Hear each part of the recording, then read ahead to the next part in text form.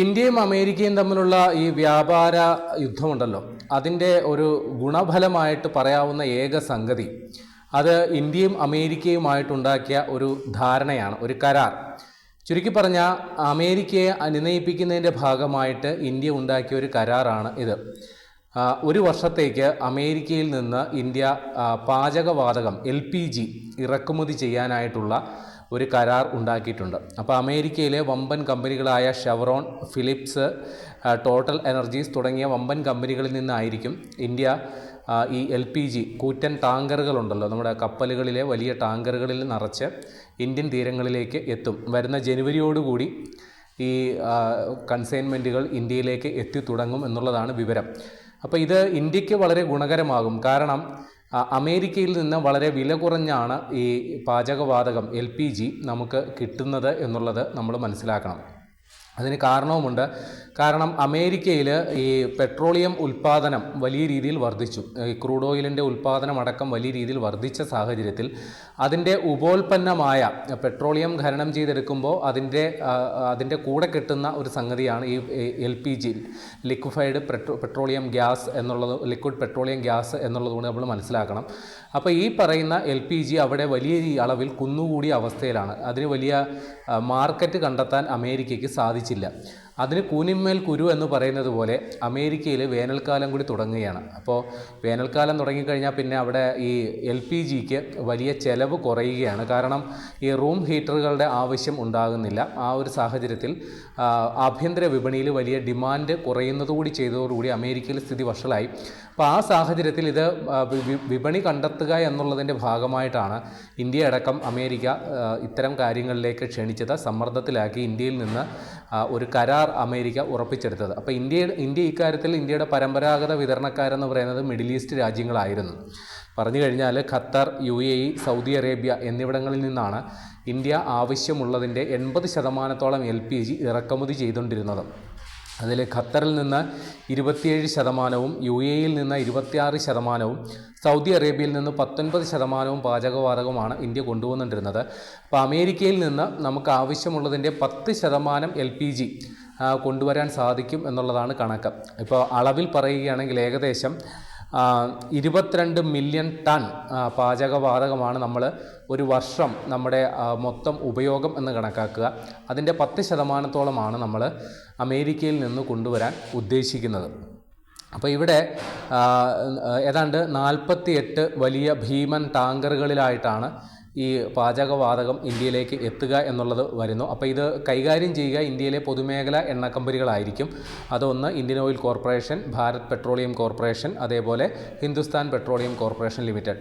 അപ്പോൾ ഈ 3 കമ്പനികൾ ചേർന്നാണ് ഈ അമേരിക്കൻ ഗ്യാസ് കൈകാര്യം ചെയ്യുന്നത്. നിലവിൽ നമുക്ക് അമേരിക്കയിൽ നിന്ന് വളരെ അനുകൂലമായ നമുക്ക് ഇന്ത്യക്ക് കുറേ കൂടി സ്വീകാര്യമായ തരത്തിലുള്ള വിലയാണ് അമേരിക്ക ഈ കാര്യത്തിൽ ചുമത്തിയിരിക്കുന്നത് എന്നുള്ളതാണ് നമ്മൾ മനസ്സിലാക്കേണ്ടത്. അപ്പോൾ അവിടെ ഈ മൗണ്ട് ബ്ലൂ റേറ്റിംഗ് എന്ന് പറയുന്ന പ്രകാരമാണ് അവർ വില നിശ്ചയിക്കുക. ഇത് പ്രകാരം ഈ പ്രൊപ്പൈൻ ഗ്യാസ് എന്ന് പറഞ്ഞു കഴിഞ്ഞാൽ വാതക രൂപത്തിലുള്ള നിറമില്ലാത്ത വാതകം, അതാണ് ഈ പ്രൊപ്പൈൻ ഗ്യാസ്. അതിന് വില കണക്കാക്കുന്നത് $650 മുതൽ $700 പെർ മെട്രിക് ടൺ എന്നുള്ളതാണ് അവരുടെ ഒരു കണക്ക്. ഇനി അത് ബ്യൂട്ടൈൻ ഗ്യാസ് ആണെങ്കിൽ അത് ലിക്വിഡ് രൂപത്തിലുള്ള ഈ ദ്രവരൂപത്തിലുള്ള ഗ്യാസാണ് ഈ ബ്യൂട്ടൈൻ ഗ്യാസ്. അതാണെങ്കിൽ $500 മുതൽ $550 വരെയാണ് ഒരു മെട്രിക് ടണ്ണിന് കണക്കാക്കുന്നത്. ഈ ഒരു നിരക്കിലാണ് ഇന്ത്യയിലേക്ക് ഈ പാചകവാതകം കയറ്റി അയക്കാൻ പോകുന്നത്. അപ്പോൾ നമുക്ക് നിലവിലറിയാം നമ്മുടെ സാധാരണ ഗാർഹിക ആവശ്യത്തിനുള്ള സിലിണ്ടറിന് ഇപ്പോൾ ഏകദേശം 900 രൂപയോളമാണ് വില. എന്നാൽ നമ്മുടെ രാജ്യത്ത് ഏതാണ്ട് 30 ലക്ഷത്തോളം വരുന്ന ആൾക്കാർക്ക് 3 കോടിയോളം വരുന്ന ആൾക്കാർക്ക് നമ്മുടെ പ്രധാനമന്ത്രി ഉജ്ജ്വൽ യോജന പ്രകാരം ആനുകൂല്യങ്ങൾ ലഭിക്കുന്നുണ്ട്.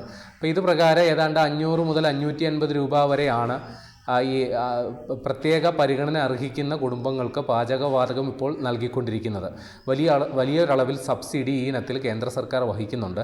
ഇതുകൂടാതെ നമുക്കിപ്പോൾ മറ്റ് മിഡിൽ ഈസ്റ്റ് രാജ്യങ്ങളിൽ നിന്ന് വരുന്ന LPGയുടെ വില അനുപാതികമായിട്ടാണ് നമ്മൾ സാധാരണ അല്ലാതെയുള്ള കണക്ഷനൊക്കെ ഏതാണ്ട് 900 രൂപയ്ക്ക് അടുത്ത് കൊടുത്ത് നമ്മളിപ്പോൾ വാങ്ങിക്കൊണ്ടിരിക്കുന്നത്.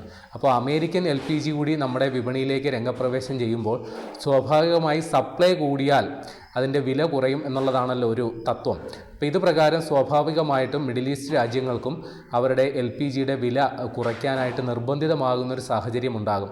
അങ്ങനെ വിപണി അനുകൂലമായ സാഹചര്യത്തിൽ ഉറപ്പായിട്ടും കുറേ കൂടി ഉദാരമായ, കുറേ കൂടി ഉപഭോക്താക്കൾക്ക് അനുയോജ്യമായൊരു വില നിശ്ചയിക്കാൻ തീർച്ചയായിട്ടും പൊതുമേഖലാ എണ്ണ കമ്പനികൾക്ക് അവർക്ക് സാധിക്കാവുന്നതേ ഉള്ളൂ. അപ്പോൾ നിലവിലെ പാചകവാതക സിലിണ്ടറിൻ്റെ വില കുറയാനുള്ള സാധ്യതയുണ്ട്. പക്ഷേ ആ സമയത്ത് നമ്മൾ മറ്റൊരു കാര്യം കൂടി നമ്മൾ പരിഗണിക്കേണ്ടതുണ്ട്. കാര്യം റഷ്യയിൽ നിന്ന് ക്രൂഡ് ഓയിൽ വലിയ വിലക്കുറവിലാണ് ഇന്ത്യക്ക് കിട്ടിയത്. എന്നാൽ ആ സമയത്ത് നമ്മുടെ പെട്രോളിൻ്റെയോ ഡീസലിൻ്റെയോ വില കുറയ്ക്കാനായിട്ട് തയ്യാറായിട്ടില്ല നമ്മുടെ പെട്രോളിയം കമ്പനികൾ.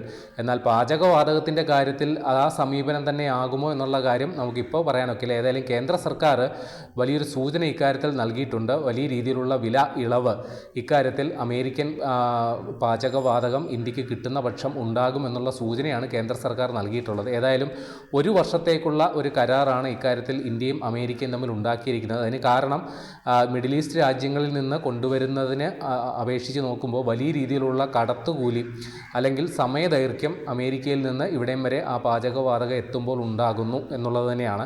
1 വർഷത്തിന് ശേഷം ഒരുപക്ഷെ വിപണി സ്ഥിരത അല്ലെങ്കിൽ വിപണിയിലെ അപ്പോഴത്തെ ഒരു അവസ്ഥ എന്താണെന്ന് നമുക്ക് പറയാൻ സാധിക്കില്ല. അതിനുശേഷം ചിലപ്പോൾ ഈ കരാർ വീണ്ടും നീട്ടുന്നതിനെക്കുറിച്ചോ അല്ലെങ്കിൽ അതോടുകൂടി അവസാനിപ്പിക്കുന്നതിനെക്കുറിച്ചോ ആ ഘട്ടത്തിൽ മാത്രമേ നമ്മളൊരു തീരുമാനമെടുക്കുകയുള്ളൂ. ഏതായാലും ജനുവരിയോടുകൂടി അമേരിക്കയിൽ നിന്നുള്ള പാചകവാതകം നമ്മളെ തേടി എത്തുകയാണ്. ഒരു പക്ഷേ അത് നമ്മുടെ പാചകവാതക വില നിയന്ത്രിക്കുന്നതിനും വില കുറയ്ക്കുന്നതിനും പര്യാപ്തമായ ഒരു കാരണമായി തീരട്ടെ എന്ന് പ്രാർത്ഥിക്കാം.